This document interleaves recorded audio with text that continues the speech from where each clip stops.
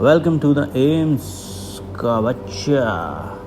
Today we will talk about why DNB is better than MD, MS or MCH. I'll explain you one by one. Don't laugh. तुम्हारे पास बहुत सारे misconceptions हैं, आज उनको clear किया जाएगा. ओके, पहले बात करते हैं हम DNB के प्रोज के बारे में. Lots of prose. Okay, prose क्या क्या है? पहला क्या है कि आपको ओनली 3 ईयर का कोर्स करना है. जैसे कि आप स्टेट में जाते हैं, किसी भी स्टेट कॉलेज से किसी से लेंगे, यूपी से लिया, बिहार से लिया, एमपी से लिया, महाराष्ट्र से लिया, कहीं से लेते हैं तो आपकी 3 साल की पीजी है. उसमें आपको यूपी में 2 साल का बॉन्ड करना पड़ेगा, बिहार में 3 साल का बनना पड़ेगा, एमपी में शायद 1 या 2 साल का है, महाराष्ट्र में 1 साल का बॉन्ड है. तो आपकी जो 3 साल की पीजी है ना, 3 साल की पीजी वो कितनी हो जाएगी? यूपी में 5 साल की, बिहार में हो जाएगी 6 साल की, एमपी में हो जाएगी 4 की, यहाँ पे भी 4 साल की हो जाएगी. लेकिन डीएनबी में क्या है? Only 3 years. If you successfully pass the exam. और इतना टफ नहीं है जितना बोलते हैं कि यार डीएनबी के एग्ज़ाम पास नहीं होगा. ऐसा कुछ नहीं है. मैं बताने वाला हूँ आपको कितने सारे इसमें स्ट्राइकिंग रेट है पासिंग का, वो भी बताऊँगा.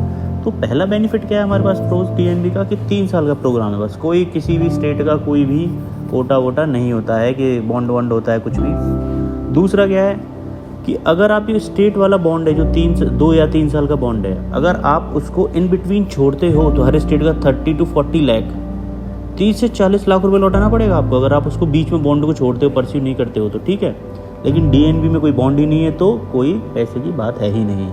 अब दूसरी बात क्या है कि आपको डीएनबी कर रहे हो, सपोज आप अब डीएनबी में आपने मेडिसिन ले ली.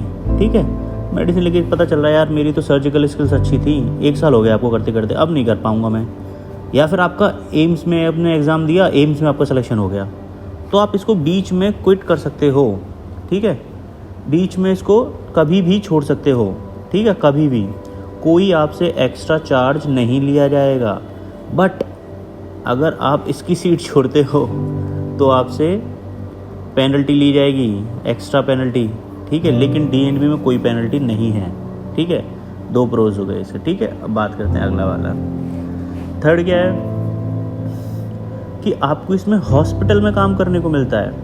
ठीक है, और जबकि स्टेट कॉलेजेस में क्या होता है कि आपको कॉलेजेस होते हैं, वहाँ पे हॉस्पिटल भी होता है और कॉलेज भी होता है, यू नो वेरी वेल. तो हॉस्पिटल में क्या होता है कि आपको रियल स्टिमुलेशन मिलेगा. अगर आपको क्या है, आपको प्राइवेट सेक्टर में काम करना है, मेजरली लोग चाहते हैं कि प्राइवेट सेक्टर में काम करें क्योंकि अच्छा खासा पैसा मिलता है, तो वहाँ पे आपको पूरे एनवायरनमेंट के बारे में जानकारी होगी, कैसे हॉस्पिटल वर्क करता है, कैसे क्या काम करता है. जहाँ से कि आप अपना खुद का सेटअप करना चाहते हो तो आपको टोटल पता होना चाहिए कि हॉस्पिटल कैसे वर्क करता है, लाइक अ हॉस्पिटल मैनेजमेंट. लेकिन स्टेट में ऐसा कुछ नहीं है, बहुत बड़ा नेटवर्क होता है, तो आप एक सागर में छोटे से पानी की ड्रॉप की तरह इधर उधर घूमते रहते हो. But hospital it's very good. Okay, fourth क्या है इसका कि सपोज आपको पता है कि डीएनबी से आप नीट पीजी से डायरेक्ट 6 साल का कोर्स ले सकते हैं. लाइक न्यूरो सर्जरी हो गया है, पीडियाट्रिक सर्जरी हो गया है, सीटीवीएस कार्डियोवास्कुलर सर्जरी वाला हो गया है. इसमें डायरेक्ट 6 साल का कोर्स ले सकते हैं. लेकिन अगर आप एमएस करते हैं तो एमएस करने के बाद क्या होगा, 3 साल आपको एमएस करोगे, उसके साथ शायद 1 साल तो लगी जाएगी आपको तैयारी करने में एमसीएच की. 1 साल तैयारी करोगे, फिर 3 साल का आप दोबारा से क्या करोगे, एमसीएच लाइक न्यूरो सर्जरी किया. तो आपको टोटल कितना हो गया? 3 साल, 1 साल, 3 साल. और इसमें मैंने बॉन्ड वाला नहीं गिना, बॉन्ड वाला आप 1 साल और ऐड करके चलो तो आपका हो गया 8 साल. 8 साल में आपकी न्यूरो सर्जरी पूरी होगी. ठीक है, अगर आप एमएस से लेते हो तो. ठीक है, 8 साल में पूरी हो रही है. अब इसमें एक ध्यान देने वाली बात क्या है कि 3 साल आपको जनरल सर्जरी पढ़ना है और 3 साल बस न्यूरो सर्जरी करना है. और 3 साल में भी आपको इफेक्टिवली 2 साल तक थोड़ा कोर न्यूरो सर्जरी सिखाते हैं, 2 साल तक, और इतना हैंड्स ऑन नहीं मिलता उसमें. बट डीएनबी का फंडा क्या है पता है आपको? 6 साल का प्रोग्राम है ना, 6 साल के प्रोग्राम में आपको 1 साल एमएस करने को मिलेगा. बस 1 साल जनरल सर्जरी में जाओगे आप. उसके बाद 5 साल 5 ईयर्स, 5 साल आपको न्यूरो सर्जरी ही कराया जाएगा. आप इतने स्किल्ड हो चुके होगे कि ये आदमी आपके सामने टिक नहीं पाएगा. इसको भी 2-3 साल और लगेंगे एसआरशिप में जाने के लिए, आपकी लेवल पे पहुंचने के लिए. अगर आपका मतलब फ्यूचर ये बिल्कुल आपने सोच रखा है कि मैं जो मुझे न्यूरो सर्जरी करना है या फिर मुझे पीडियाट्रिक सर्जरी करना है, तो मेरे हिसाब से डीएनबी एमसीएच 6 डीएनबी 6 ईयर वाला प्रोग्राम सबसे बेस्ट है, क्योंकि इसमें 6 साल कोर वही सिखा रहे हैं आपको.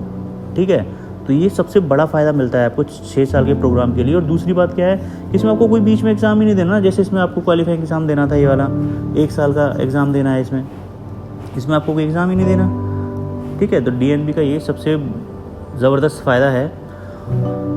और अब कॉन्स के बारे में बात करें तो हम DNB के कॉन्स क्या है इसका, पहला कि इसमें जो स्टाइपेंड है ना वो थोड़ा सा कम मिलता है। लाइक MS WMS में फिर आप किसी स्टेट कॉलेज से लेंगे अराउंड 70,000 से लेके 1 लाख तक रहता ही है आपका। लेकिन DNB में क्या है 45,000 plus. Like government of India ने एक नोटिस जारी किया था उस टाइम पे, जब DNB के टाइम पे, कि कोई भी प्राइवेट हो या गवर्नमेंट हॉस्पिटल हो 45,000 से कम नहीं दे सकता, उसको ज़्यादा ही देना पड़ेगा। तो हर कॉलेज 45,000 से ज़्यादा देगा। जैसे कि वेंकटेश्वर दिल्ली में एक कॉलेज है DNB का, उसमें 1,35,000 मिलता है भाई। किसी भी कॉलेज में नहीं, नीट के में इतना देता है DNB, ठीक है। और दूसरा क्या है कि स्टाइपेंड तो इसमें DNB में कम मिलता है थोड़ा सा, कोई दिक्कत नहीं है। गवर्नमेंट ऑफ इंडिया ने एक और रूल लागू किया कि फ़ीस को लेके कि कितनी फ़ीस देनी पड़ेगी हमें DNB में। कोई भी गवर्नमेंट कॉलेज 1.5 लाख रुपए से ज़्यादा आपसे चार्ज नहीं कर सकता है। गवर्नमेंट या प्राइवेट कोई भी 1.5 लाख से ज़्यादा नहीं लेगा। उसकी फ़ीस लेस देन 1.5 लाख ही होगी हर DNB कॉलेज की, ठीक है। तो मेरे हिसाब से 45,000 तो मिनिमम है। कम से कम आपको अराउंड रफली 50 से 60,000 मिलेंगी। ज़्यादा डिफरेंस नहीं है आपको। अगर ड्रीम ब्रांच मिल रही है तो कोई दिक्कत वाली बात है नहीं इसमें। और दूसरा इसका सबसे बड़ा ड्रॉबैक क्या है, देखो आप कितनी बड़ी क्लिनिशियन बन जाओ, आप कहीं पे प्रैक्टिस कर रहे हो तो लोग आपके काम से याद रखेंगे आपको। डिग्री बस 1 या 2 साल तक काम आती है आपकी, कि आपने क्या फलाना ढिमकाना किया। आपका काम अच्छा है, आपका स्किल्स बहुत अच्छी हैं, तो आप कहीं से भी कर लो। बंगाली डॉक्टर भी चल रहे हैं इस टाइम पे यार, बढ़िया, ठीक है। आप एक्सेल करोगे, ठीक है। तो आपको बस फोकस देना है स्किल्स पे, ठीक है, इस टाइम पे, जो कि DNB में अच्छा सिखाते हैं अगर अच्छे कॉलेज से लिए आपने तो। बस इसमें दिक्कत ये है कि जो MD करके आया है, चाहे वो किसी भी आटू झाटू कॉलेज से करके आया हो, छोटे मोटे से, और आपने DNB कर रखा है बहुत अच्छे तगड़े कॉलेज से, वो आपको हमेशा एकदम नीचे वाली निगाहों से देखेगा, ये तो चूतिया है, DNB करके आया भाई, ऐसा। जबकि आप स्किल्स में उसके बाप क्यों ना हो, ठीक है। बस ये यहाँ पे आपको सबसे बड़ा कौन देखने को मिलता है, क्योंकि जो अपने फील्ड के लोग हैं ना वही आपको सबसे नीचे नज़रों से देखेंगे। जनता को घंटा मतलब नहीं है कि भाई ये क्या है, कहाँ से करके आया, उसको बस ट्रीट कर दो आप, और इतना अच्छा, इससे अच्छा ट्रीट कर दो, इसके पास जाएगा भी नहीं कभी वो दोबारा। तो आपकी स्किल्स के बेस पे डिपेंड करता है सब कुछ। और तीसरा सबसे बड़ा कौन क्या है, तीसरा सबसे बड़ा कौन ये है कि आप जब किसी गवर्नमेंट हॉस्पिटल में अप्लाई करने के लिए जाओगे, वहाँ पे MD वाले को प्रेफरेंस देंगे। क्यों देंगे, जबकि गवर्नमेंट ऑफ इंडिया ने कहा है कि MD और DNB दोनों सेम हैं, दोनों को सेम राइट्स हैं हर चीज़ के लिए। लेकिन वहाँ पे क्या है, MD वाले को प्रेफर करते हैं गवर्नमेंट कॉलेज में अगर आप जॉब के लिए अप्लाई करते हो। क्यों, क्योंकि वहाँ पे पहले वैसे बुड्ढे लोग बैठे हैं, उन्होंने MD करी है, वो भी DNB को चूतिया समझते हैं, तो वो लोग अपने फील्ड के लोगों को लेते हैं, MD लेंगे हम तो MD लेंगे, ऐसे सिस्टम है, ठीक है।